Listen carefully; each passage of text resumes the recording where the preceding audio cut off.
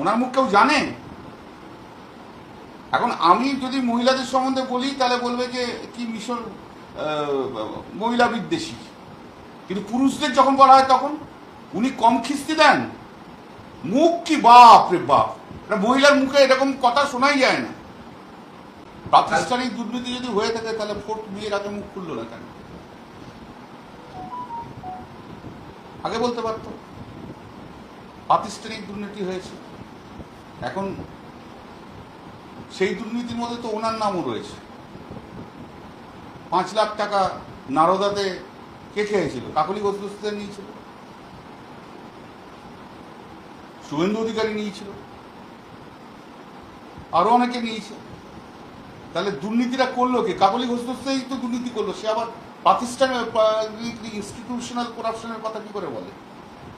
তার মুখে মানায়? হ্যাঁ, সিন্ডিকেট কথাটা কোত্থেকে উঠে এসেছিল জানেন?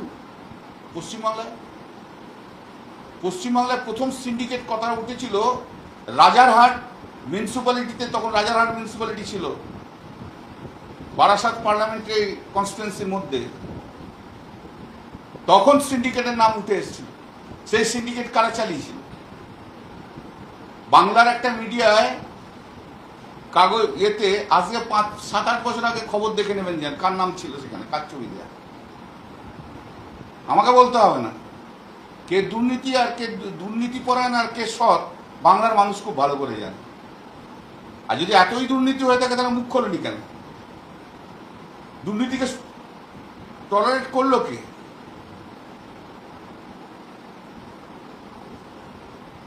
উনি অনেক কথা আমার সম্বন্ধে বলছেন নাম না করে। হ্যাঁ বলেছেন তো। ওনার মুখ কি? ওনার মুখ কেউ জানে? এখন আমি যদি মহিলাদের সম্বন্ধে বলি তাহলে বলবে যে কি মিশর মহিলা বিদ্বেষী, কিন্তু পুরুষদের যখন বলা হয় তখন উনি কম খিস্তি দেন? মুখ কি বাপ রে বাপ, মহিলার মুখে এরকম কথা শোনাই যায় না। আমাকে একবার দিদির কাছে লিখিত কমপ্লেন করতে হয়েছিল ওর বিরুদ্ধে। আমরা হাউসে বসে আছি আমাদের নিজেদের বেঞ্চে, অভিষেকও সেদিন ছিল। হঠাৎ করে বিজেপির একজনকে ডেকে সে আমার নামে উল্টোপাল্টা কথাবার্তা বলছে। এই তো ওর ক্রেডিবিলিটি। দলকে করবে না করবে তার হাবাস তো এখন থেকেই পাওয়া যাচ্ছে। সে তো মোটামুটি বোঝা যাচ্ছে দলকে করবে কি করবে না, ভবিষ্যৎ আবার বলবে। উনি নিজে ঠিক তো? উনি নিজে ঠিক কিনা আগে জিজ্ঞেস করুন। এই যে 5 লাখ টাকা সবাইকার সামনে নিয়ে গেছে, তো পুরো ভিডিও তো সারা ভারতবর্ষ দেখেছে। তাহলে এবার শ্রমিক ভট্টাচার্য ঠিক করুক কে ভালো তৃণমূল আর কে খারাপ তৃণমূল। প্রাতিষ্ঠানিক দুর্নীতির মহারানী উনি। বারাসাত থেকে অনেকে টেক্সট করছে, একজন মহিলা পর্যন্ত টেক্সট করছে, একজন সে অনেক পোস্ট হোল্ড করে, বলে অত্যাচারে থাকতে পারছি না ওনার অত্যাচারে। আমাকে কখনো পর থেকে সরানো হয়নি। দিদি কোনো একটা কথা বলেছিল সবাইকার সামনে, ইমোশনালি আমি সেটাকে রিজাইন করেছিলাম, মনে রাখবেন। কিন্তু আমাকে কখনো সরানো হয়নি, কিন্তু আমি পদত্যাগ দিয়েছিলাম।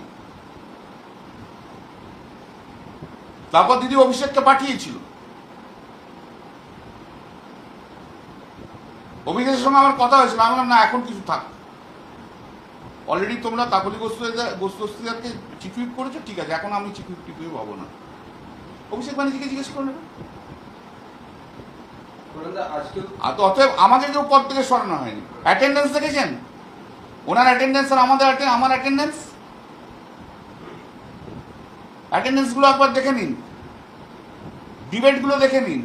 2011 থেকে 2025 আমি 14 বছর আমি চিফ হুইপের কাজ করেছি, কোনোদিন কোনো অসুবিধা হয়নি। হঠাৎ এখন কেন অসুবিধা হচ্ছে? তা 2011 থেকে 2025 আমি যদি খারাপ ছিলাম তাহলে আমাকে সরায়নি কেন? বলেনি কেন যে না এই লোকটা খারাপ? আমি ছেড়ে দিয়ে চলে যেতাম। চিফ হুইপ হিসেবে কি ফাংশনটা করেছে?